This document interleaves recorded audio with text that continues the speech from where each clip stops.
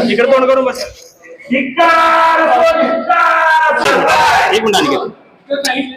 लाल दाखवलं लाल दाखवलं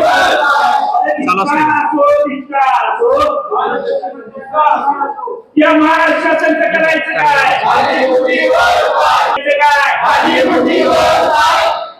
या कृषी मंत्र्याचं करायचं काय? या कृषी मंत्र्याचं करायचं काय?